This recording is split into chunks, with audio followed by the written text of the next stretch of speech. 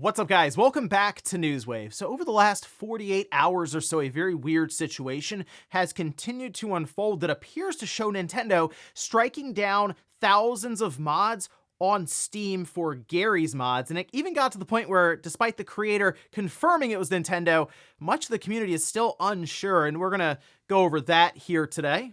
Also, we are going to be going over Paper Mario Thousand Year Door, the remake, remaster that's coming up, as a bunch of previews went live that showed some, I'll say, much needed improvements in some areas. And then we'll also be going over Fallout, which has seen a massive resurgence online, and now with the latest Fallout 4 update, I mean, it feels like it's 2015 all over again. So if you guys enjoy these videos, make sure you hit that like button, helps out a ton. And if new here to the Spawnwave channel, make sure you subscribe down below. And of course, members of the channel do get Newswave early and ad-free. If you would like to learn more about that and support the channel further, you can click the join button down below this video. And we're gonna start today with Blizzcon 2024, or what would have been Blizzcon 2024. However, yesterday, there was an announcement from Blizzard. We can see this posted up over on their website, where they say, after careful consideration over the last year, we at Blizzard have made the decision not to hold BlizzCon in 2024. This decision was not made lightly, as BlizzCon remains a very special event for all of us, and we know many of you look forward to it. While we're approaching this year differently, and as we have explored different event formats in the past, rest assured that we are just as excited as ever to bring BlizzCon back in future years. We'll see about that one.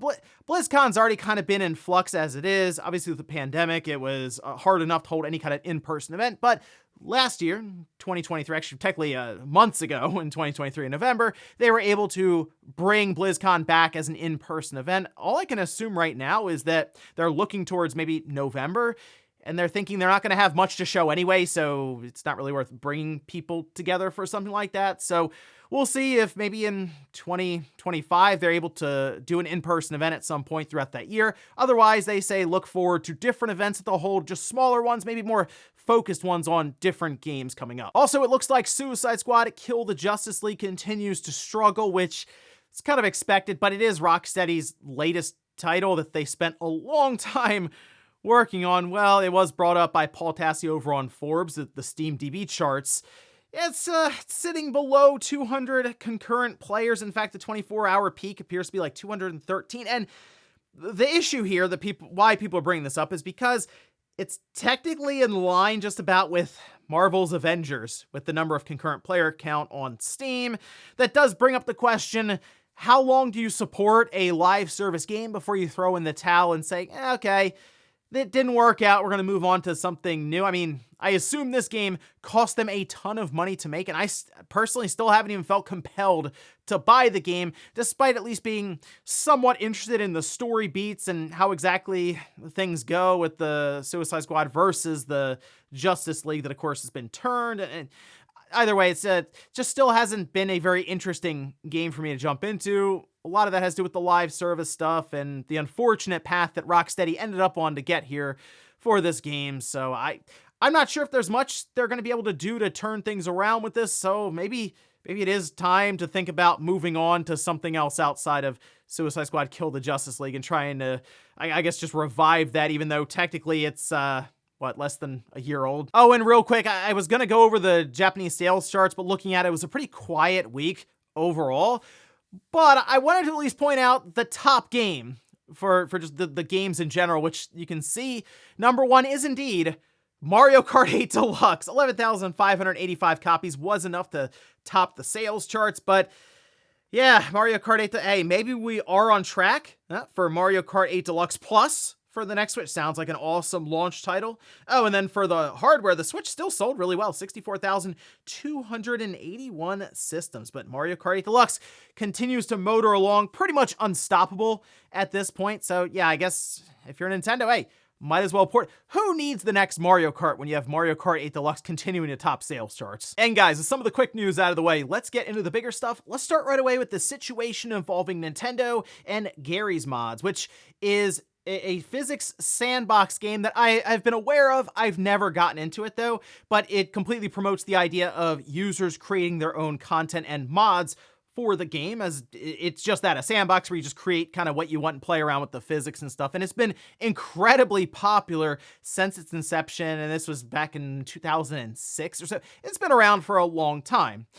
So it does beg the question as to exactly why now with Nintendo. But first, let's head over here. This is posted up over on their Steam page with an update saying, some of you may have noticed that certain Nintendo-related workshop items have recently been taken down. This is not a mistake. The takedowns came from Nintendo. Honestly, this is fair enough. This is Nintendo's content, and what they allow and don't allow is up to them.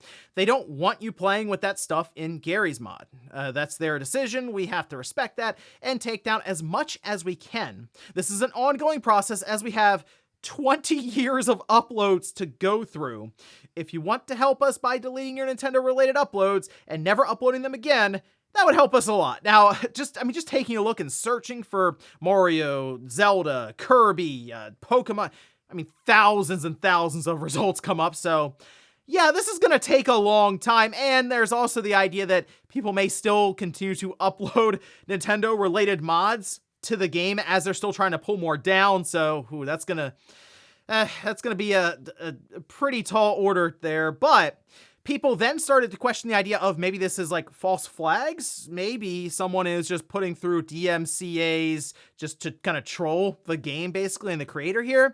For example, this was pointed out over on the Gmod Reddit here, subreddit, saying lately there's been chaos in workshops of Gmod, TF2, SFM, Left 4 Dead 2, etc. An internet troll by the name of Aaron Peters has been false flagging content creators' add-ons with fake DMCAs. This troll has been claiming he's part of Nintendo, which in fact he is not, and has been doing nothing but causing chaos for the past few months, probably at the start of January. So naturally people then go, okay, well, maybe this is where this DMCA stuff's coming from. We've seen it before in the past from this person, so it kind of lines up. But after about 8 or 9 hours over on X, Garry did reply saying, I have been assured that the takedowns have been verified by Nintendo as legit. So this will now continue as planned. Sorry. And again, many people are then responding to Garry saying, oh, hold on. It might be this Aaron Peters person, but it's the creator of the game. I feel like they would have contacts and the ability to reach out to the person setting the DMCA, and honestly, probably able to just talk to Valve at that point. It's not like they're new to Steam or anything. Valve is very aware, I'm sure, of Garry's mod, but in that case, can probably track down and authenticate this DMCA takedown or the multiple requests that they're getting hit with right now, and just verify, okay, this is actually coming from Nintendo, right? It is? Okay, let's figure this out. So I'm going to say, you know what? I'm going to go with the most logical answer here, and that is yes, the Nintendo is issuing DMCAs to take down these mods from users using their intellectual properties because it's Nintendo, and they do it all the time. So it's not shocking to look at that and go, wow, Nintendo is really issuing strikes because Mario is there. Yeah, Nintendo's probably issuing strikes because Mario, Link, Kirby, the list goes on and on. There are a lot of mods here. So the only thing that really trips me up is why now? Because these mods have been around for a long time. People have been creating mods for this game for years and years and years, just based around different Nintendo intellectual properties. And I guess Nintendo has been a bit more active, at least it seems like they have, with a lot of their legal discourse recently. We just talked about the Yuzu stuff, that sort of thing. Maybe with them branching out outside of gaming as they do in a lot of media currently with the movies they're doing, the theme parks, maybe they're tightening up a little more just in general, and something like these mods in Garry's mod is something that has now appeared on their radar. And of course, them going into their next generation platform, we assume early or start of next year, maybe they're trying to get all their ducks in a row and figure out where they need to start sending DMCAs because they just haven't been sending enough recently. So unless we get some sort of update from Garry that's disputing the fact that Nintendo's doing it, I'm just going to go with the idea that yes, Nintendo is out here striking down these different mods. So they're going to continue working to remove thousands and thousands of mods for the game, and I guess them calling for people who are uploading them or have uploaded to take them down. That would at least seemingly help them out. So yep, that seems to be the case. Nintendo is indeed striking down Garry's mods with Nintendo IPs, and it's probably not too surprising to anyone who has been following Nintendo for more than a couple of years. Next up, let's talk about Paper Mario Thousand Year Door, as we are less than a month now away from the game releasing. And I mean, I have it on the GameCube. I've played it on the GameCube, but I still want to play this one when it comes out. It's just a really good Mario RPG. And in fact, based on many of the previews that released, it does appear Nintendo sort of went back, took a look at it in terms of quality of life to more or less modernize parts of it, and we have an even better version. Sort of. There is one major drawback that I do want to point out here for it, but if you want to take a look, I think at a pretty good preview, Nintendo Life did a good one, and then, of course, many other outlets did as well. But going through some of the bullet points here, the graphics are revamped, so there are many graphical comparisons out there, but it's very clear when you look at it. Nintendo also went in and added fine little details, whether it's to the textures on the ground or some of the extra background bits and pieces. It makes the world look a bit more alive and just like more is happening there.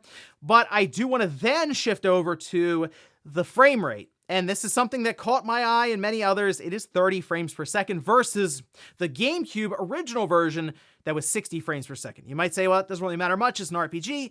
It kind of does, because we do have action-based elements within these battles. So yes, they're turn-based, but you may have different elements where you have to pull back the hammer, let go of the stick at the right moment, or press A at the right time, say when Mario is jumping to land on an enemy to do extra damage. That will be affected in terms of timing based on the frame rate. Now, you most likely will adjust to it eventually, but you really can't argue it. 30 is just not as good as 60 for this game. So unfortunate stuff there. Who knows?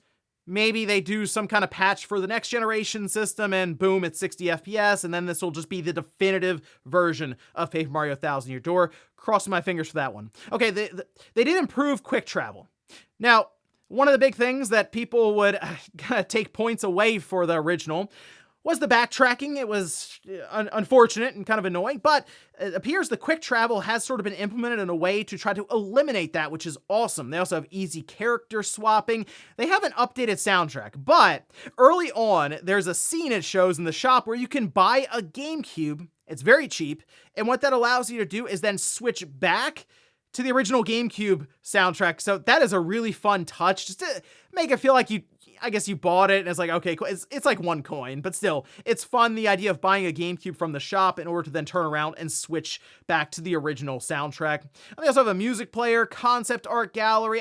There's a lot of extra bits and pieces they threw in here for people who really enjoyed a lot of the stuff from the original. And it is, of course, coming out May 23rd, so I'm excited for this one. It's still kind of up for debate as it's in that weird remaster versus remake thing, but it just looks better all the way around, with that one catch being the frame rate. But the game is fantastic. I mean, again, we've played it on the GameCube, so I'm just looking forward to getting this up-to-date version next month, and I really hope that GameStop does come up with that GameCube slipcover elsewhere outside of Canada so I can pick that up. But definitely getting this one physically, and I'm excited to head back to 2004. So yeah, 20 years ago when I originally played it on the GameCube, but now on the Switch. Next up, let's talk about Fallout, as of course the Fallout Amazon Prime series has absolutely exploded online, and it has now made people turn to the games, and they've turned in droves to these different titles, whether it's Fallout 3, New Vegas 4, I guess technically Shelter, even Fallout 76, because over on X, check this out. This is posted up by Fallout, the official account, saying, "Thank you to over 1 million of you who adventured with us in Fallout 76 in a single day." Wow, that is quite impressive, but it goes on further.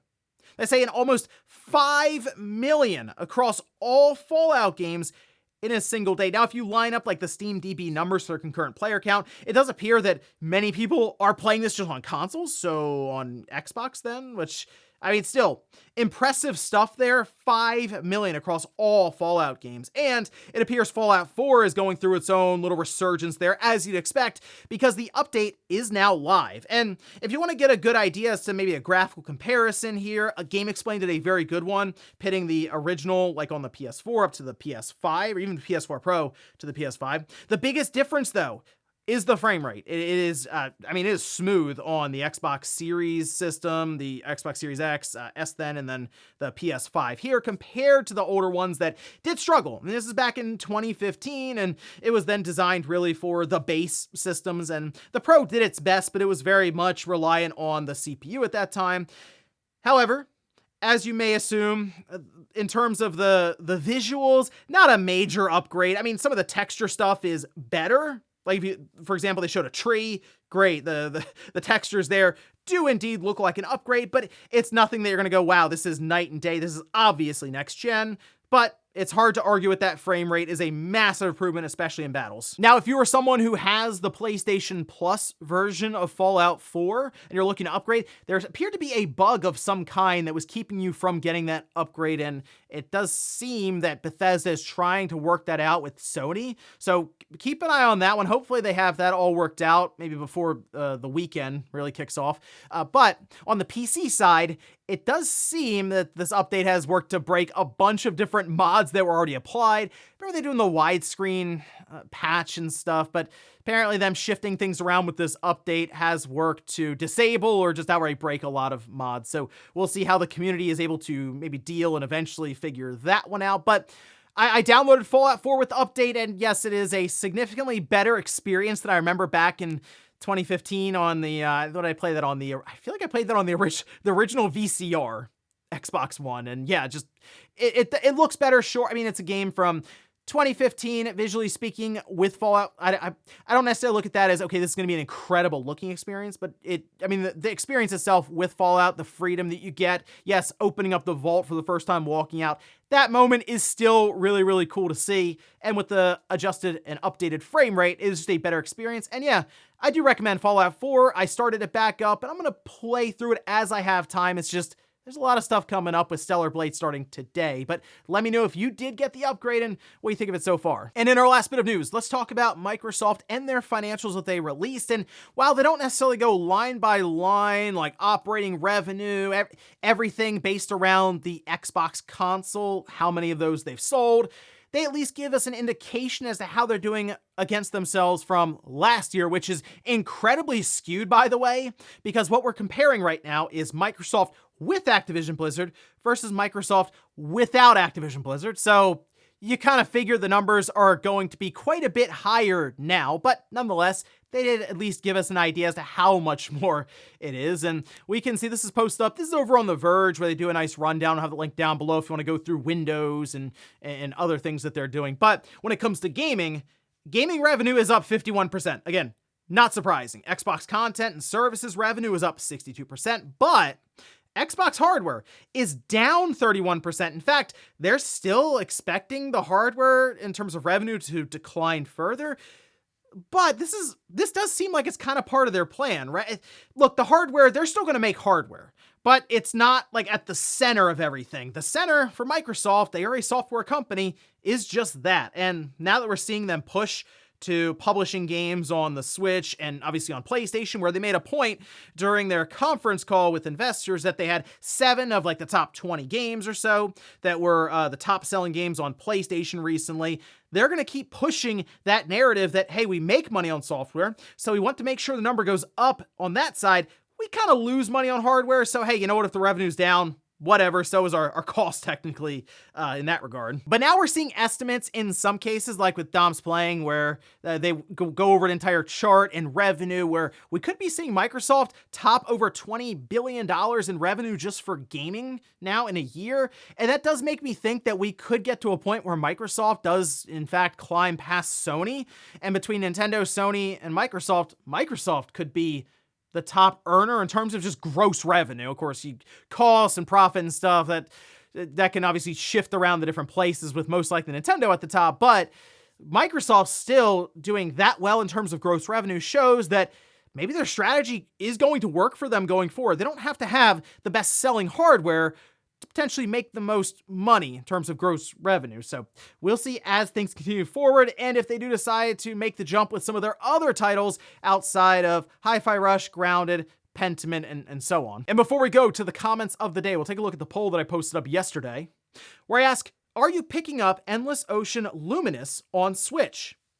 73% say, no, I'm not interested. 21% say, hey, maybe later if it's on sale, and then 6% say yes, getting it ASAP. I saw many people in the comments say, I've never heard of this. When does it come out? It actually comes out next week. It's out on the 2nd. I really haven't seen a lot from Nintendo. Look, they've posted like trailers and stuff, of course, on their YouTube account. I just haven't really seen a lot of marketing for the game at all. I haven't even really seen many people talk about it either, like in general. So it's not shocking that this is going to sneak up on people next week. And also it's more casual, kind of relaxing game. It might not fit in for everyone in that regard, but it is a different kind of game, I guess. I mean, I will say the online with like 30 or so people kind of swimming around at once is something I'm interested to at least see in action. So I'll pick the game up just at least to have it and try that part out. But it's definitely not a game that's necessarily going to click for everyone, so it kind of makes sense why it's flying under the radar right now. And we'll finish up with the comments of the day. We'll start with this one here. This is from Sino, who says, I honestly wish Nintendo would go back to scheduled updates for their online services. You know, Nate reminded me of this recently, that they used to have like Wednesdays for the Wii, and every Wednesday they would have an update for like Virtual Console and that sort of thing. And it was exciting to see, okay, what is randomly going to show up in the Wii shop that week. And yeah, I mean, that'd be fun for Nintendo to say, hey, every Thursday we're going to have some sort of update. But Nintendo seems to be very sporadic right now. I don't know if it's because they themselves are, I don't want to say scrambling to find games, but like, you know, making deals and stuff, and it's not going to be guaranteed for every single week to be at the exact same time. I think this is just easier for them with it being kind of free-flowing currently, but that would still be fun. Every Thursday, there's going to be a Nintendo Switch Online update. It might not be a great one, but there will at least be something there to check out. And then we'll finish up with a comment from the members video. Or this from Waluigi, who says, can't wait for Superman 64 to come out on NSO. I would love for Nintendo to figure out the licensing and stuff around that with like DC or whoever they gotta figure that out with. But to have Superman 64 go into NSO, it's looked at as one of the worst games of all time. And it would be really fun just to have a new generation of gamers try it out for themselves. And, you know, I wouldn't mind trying it out as well. I believe I have that on the N64. I have to look, but I believe I have that, and I haven't fired it up in forever, but that was definitely one of the disappointing weekends that I remember where I rented it. I'm like, I get to be Superman, and then the first thing you do is fly through rings, and I was just completely confused. And ladies and gentlemen, that's going to do it here for Newswave. If you enjoyed this video, guys, hit that like button. If not, hit the dislike. Leave comments down below about everything we talked about here today. Was Nintendo issuing DMCA takedowns to Garry's mod. Why do you think it's taken this long for Nintendo to actually do that? And then also, what about Paper Mario Thousand Year Door? Are you picking it up next month when it releases? And then Fallout 4 with the big update, are you checking that out, or are you going back to maybe one of the other games like New Vegas or Fallout 76? Thanks guys for watching. Have a great weekend. I'll see you back here Monday morning, 8 a.m. Eastern time for Newswave.